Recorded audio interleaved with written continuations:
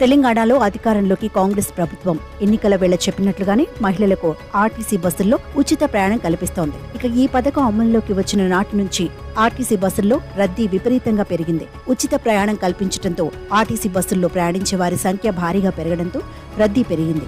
ఆదాయం కూడా పెరిగింది. అయితే దీనివల్ల మగవారు తీవ్ర ఇబ్బందులు ఎదుర్కొంటున్నారు. బస్సుల్లో సీట్లు లేక ఇబ్బందులు పడుతున్నారు. పెరిగిన రద్దీని తట్టుకునే విధంగా బస్సుల సంఖ్య పెంచాలని ఆర్టీసీ యాజమాన్యం భావిస్తోంది. ఇక ఉచిత బస్సు ప్రయాణం వల్ల డీలక్స్ బస్సుల్లో ప్రయాణం చేసే మహిళల సంఖ్య తగ్గుతోంది. అలానే ఎక్స్ప్రెస్, ఆర్డినరీ బస్సుల్లో రద్దీ విపరీతంగా పెరుగుతోంది. ఈ క్రమంలో తాజాగా ఆర్టీసీ కీలక నిర్ణయం తీసుకుంది. ఫలితంగా ఇకపై వారంతా టికెట్ తీసుకోవాల్సిన పరిస్థితి రానుంది. రాష్ట్రంలో మహిళలు ఉచితంగా ప్రయాణించేందుకు వీలున్న ఎక్స్ప్రెస్ బస్సులను రద్దీకి తగ్గట్టుగా పెంచడంపై ఆర్టీసీ సంస్థ ఆసక్తి చూపడం లేదని తెలుస్తోంది.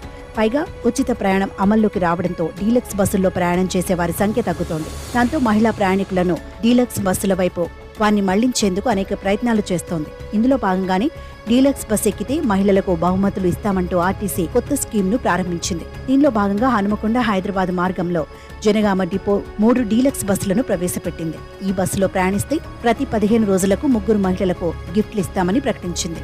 ఉచిత బస్సు ప్రయాణం అమల్లోకి వచ్చిన తర్వాత ఆర్టీసీ బస్సుల్లో ఆక్యుపెన్సీ 100% నమోదవుతుంది. కేవలం ఎక్స్ప్రెస్ బస్సులనే పరిగణలోకి తీసుకుంటే అది 120% దాటుతోంది. ఆర్డినరీ బస్సుల్లో కంటే ఎక్స్ప్రెస్ లో సీట్లు కొంత మెరుగ్గా ఉంటాయి. పైగా బస్సు వేగం కూడా అధికం. ఆగే స్టాపులు, ప్రయాణానికి సమయం కూడా తక్కువ పడుతుంది. ఈ కారణంగానే మహిళలు ఎక్కువగా ఎక్స్ప్రెస్ బస్సుల్లో ప్రయాణానికి ఆసక్తి చూపిస్తున్నారు. అయితే ఈ అంశం ఆర్టీసీకి ఆర్థికంగా సమస్యగా మారింది. రోజువారీ నిర్వహణ ఖర్చులు, డీజిల్, ఉద్యోగులకు నెల జీతాలకు ఇబ్బంది అవుతుంది. ఈ నేపథ్యంలో ఆర్టీసీ మార్పులు చేయడానికి ప్రయత్నిస్తోంది. ఎక్స్ప్రెస్ల్లో రద్దీ తగ్గించి డీలక్స్ లో ప్రయాణించేలా చేయడం కోసం స్కీమ్లను ప్రవేశపెట్టాలని భావిస్తోంది.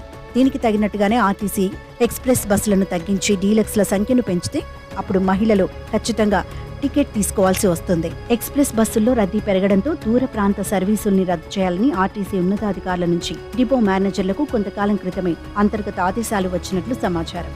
ఈ నేపథ్యంలోనే పలు అంతర్జిల్లా, అంతర్రాష్ట్ర సర్వీసులను రద్దు చేశారు. జనగామ నుంచి బాసర మార్గంలో 30 ఏళ్లుగా ఎక్స్ప్రెస్ బస్సు ఉంది.